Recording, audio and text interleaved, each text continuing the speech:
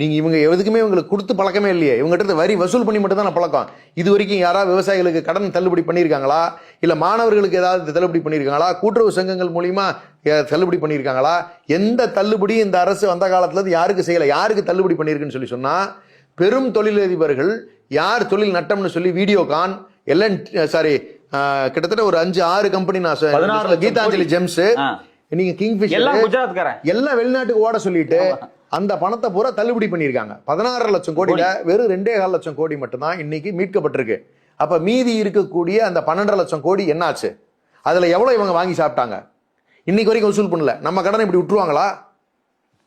ஒரு சாதாரண விவசாயி இன்னைக்கு வந்து வீட்டுல போய் நோட்டீஸ் ஒட்டி தண்டோரா போட்டானா மருந்து செத்து போயிடுறான், என்னால கட்ட முடியலன்னு வேதனைப்பட்டு. எஜுகேஷன் லோனுக்கு ஸ்டூடெண்ட்ஸ் மிரட்டுறீங்க.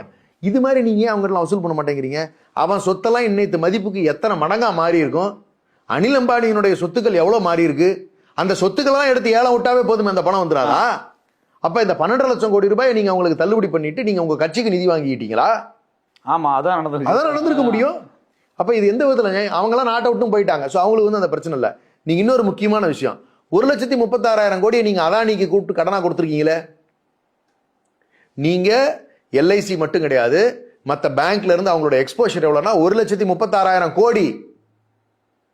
இன்னைக்கு அந்த அதானி தான் உலக நாடுகள்ல ஏமாற்றுதல் வேலை செய்திருக்கிறார்னு சொல்லி ஆஸ்திரேலியால பேன் பண்ணிட்டான்.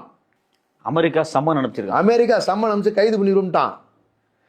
ஏன்னா அவங்களுக்கு பயம் எங்க வந்துச்சுன்னா வெனிசுவேலாக்குள்ள பூந்து தூக்கிட்டு போயிட்டாங்க. அப்ப அதானியை தூக்கிட்டு போறதும் எங்களுக்கு ஒரு மேட்டர் கிடையாது. இல்ல, மினிமம் 25 வருஷத்துல இருந்து 100 வருஷம் வரைக்கும் சிறை தண்டனை கொடுக்கும். சிறை தண்டனை அவ்வளவு கிரைம் வந்து போய் வெளிநாடுகள்ல அயோக்கியத்தனம் பண்ணிட்டானுங்க. அப்போ ஒரு நாட்டினுடைய பிரதமர் அவருடைய கூட்டாளி 2 பேரும் எவ்வளவு பெரிய தவறுகளை இந்த உலக அரங்கத்துல செஞ்சிருக்காங்க. இந்தியாவுக்குள்ள செஞ்சு மாட்டிக்கிட்டு இங்க அசிக்கப்பட்டுக்கிட்டு இருந்தாங்க. ஏதோ ஒரு திகிடுதத்தம் வேலையில எலெக்ஷன் கமிஷனை வச்சு தேர்தல் ஜெயிச்சதாதான் இந்த 1 ஆண்டு கால வரலாறு 2 ஆண்டு கால வரலாறு நமக்கு தெரியுது. இப்ப உலக அரங்கத்துல இவ்வளவு பெரிய அசிங்கத்தை இந்தியா எப்படி சந்திக்க போகுது? இதெல்லாம் காம்ப்ரமைஸுக்கு தான் இந்த ஒப்பந்தங்கள், இதுக்கு தான் ஒப்பந்தங்கள். அப்ப இந்தியாவை வித்துட்டாரு. இன்னும் எதுவும் பாக்கி கிடையவே கிடையாது. இன்னும் என்ன பாக்கி இருக்க போகுது? நீங்க தொழில்கள் எல்லாமே வந்து பணம் எல்லாமே வந்து பெரும் செல்வந்தர்கள் கிட்ட கிட்டத்தட்ட சர்வே என்ன சொல்லுதுன்னா 14% பணக்காரர்களிடம் மொத்த பணமும் போய் சேர்ந்திருக்கிறது.